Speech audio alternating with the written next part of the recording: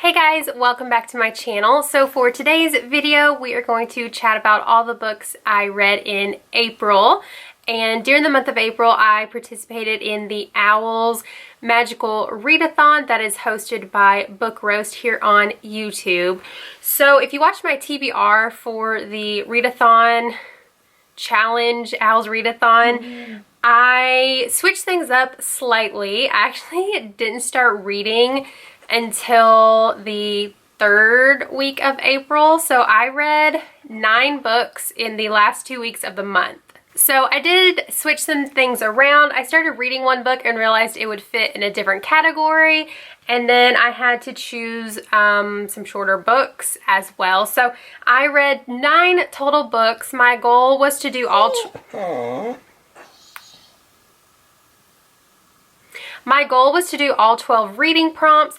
My career of choice as Hogwarts professor only required 7, so I got that one. And to get the highest score on your Owls exams, you had to read at least 9 books. So I got the 7 done, and then I busted my butt to get the last 2 down because I wanted those good scores on my Owls exam. So let's just go ahead and get started. So the first 2 books I read was volume 2 and 3 of the Saga graphic novels.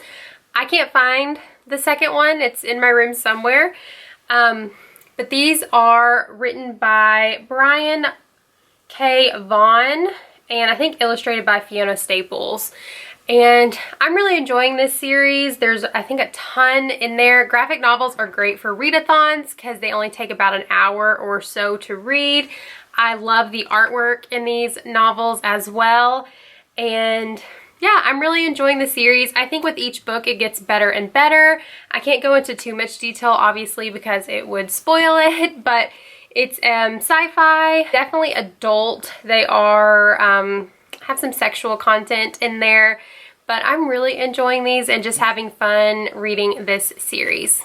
The next book I read, and it was probably my favorite read of the month, is Scythe by Neal Shusterman. And I started reading this book and I realized this actually takes place in the future. They talk about how the big change happened in, I think, year 2042. And I was struggling to find a book that took place in the future, so I swapped it and put it in that category.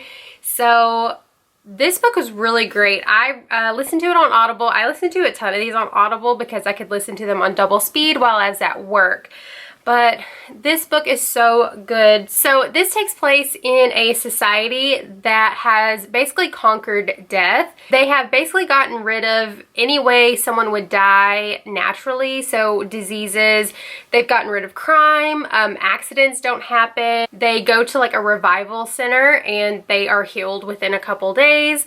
And it's kind of weird, but it's a really great read. I love Neal Shusterman's writing style.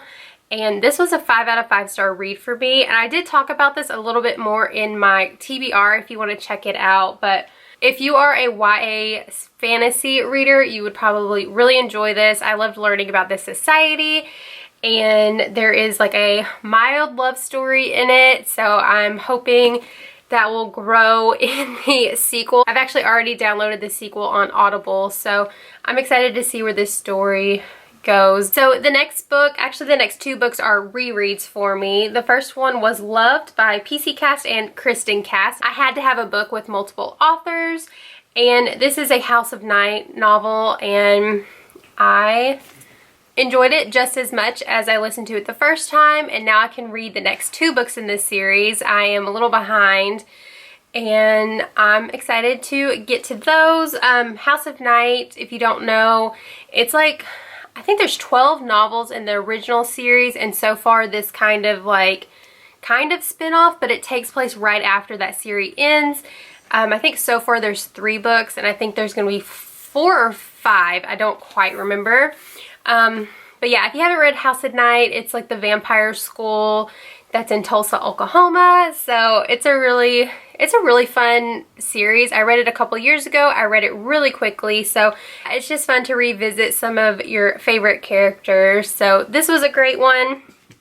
And then I read or listened to Save the Date by Morgan Matson. This was another reread because I needed a book with a land animal on the cover, and the front and back actually has a little puppy dog on it.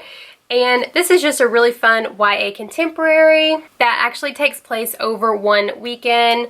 Our main character is super excited. She's the baby of a huge family. They're all home for one weekend because her oldest sister is getting married, and as you can kind of tell from the front, a ton of things go wrong, and it wasn't exactly the perfect weekend she was looking forward to, but in the end it was a perfect weekend because her family was all together. So it's just a really sweet story, and I love the family dynamic in this book. So loved that. The next book was part of my required reading for Defense Against the Dark Arts, and it had to be a book that began with an R, and so I read Roar by Cara Carmack. And I really enjoyed this book. I haven't heard a lot of people talk about it, and the sequel comes out in August, and I'm so excited for it. But this is a high fantasy novel that has to do with storm magic, and it's different kingdoms. So I love that about this novel as well. Anything that has to do with royalty, kingdoms, monarchies, patriarchies, those are always so fun to read about. But our main character kind of escapes her royalty princess duties, and she kind of follows these, they call themselves hunters. They are hunting down the hearts of the storms, and it's illegal what they're doing. But she's also just trying to figure out who she is, and she's actually the only person in her family that does not possess storm magic, or so she thinks. So I loved it. I love the love story in this novel. I hope that intensifies in book 2. So definitely read this if you're a high fantasy reader. And the storm magic in it kind of reminds me of the Red Queen series by Victoria Aveyard.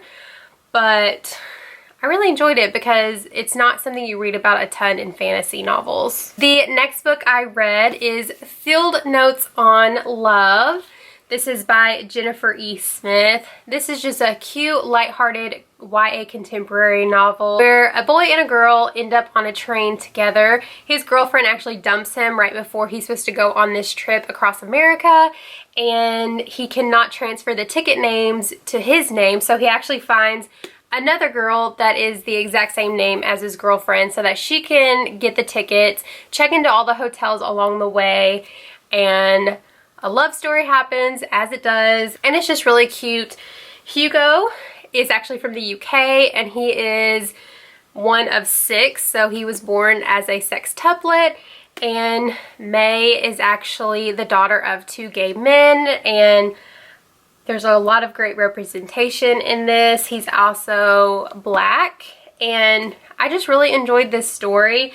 May is actually about to start college in California, and Hugo is actually trying to defer for a year, but it causes some family drama. So this is a really cute, quick, easy read. I really liked it. The next book I listened to and kind of read along was Girl Stop Apologizing by Rachel Hollis.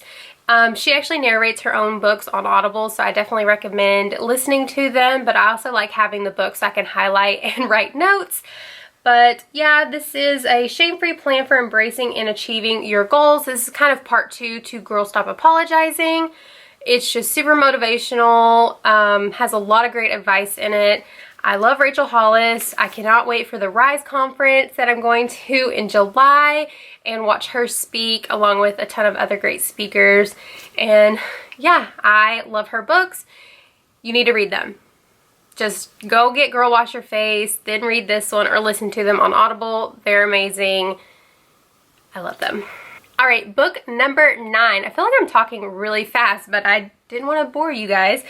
Book number 9 is another YA contemporary, and it is Geek Arella by Ashley Poston, something like that. And again, another cute YA contemporary novel. It is, of course, like a retelling of Cinderella. And this book is actually dual perspective. So we hear from Elle, kind of our main character, and Darian, who is like the prince in this scenario. and Elle works in a vegan food truck, so that aspect of this book was kind of cool. And Darian is actually an actor, and he actually just landed the lead role in a remake of one of Elle's favorite TV shows, and she's actually not happy about it. And in a twisted world of YA contemporary, he ends up with Elle's phone number. They start texting each other anonymously. They have no idea who each other is. They start to form this really cool relationship, and they end up meeting at a convention for this super popular TV show, which her dad actually created. So I really enjoyed it. Again, it's just a super cute, fun read. I think there's another book in the series, but I don't think it's like a sequel. I think it's just like a second novel of a retelling. So really enjoyed it. Highly recommend it. This would be a great beach read for the summer as well. Alright, so that is all 9 books that I read in the month of April. I meant to do a wrap up for February and March. If you guys still want to see that, let me know. I feel like I read a lot of great books in the past couple of months, so if y'all need some more reading inspiration or recommendations, let me know and I can film that for you guys. Even though it's just gonna be a couple months late, I can just combine it into one video. But I hope you guys enjoyed. Let me know what you guys are reading or what was a great book that y'all have read lately.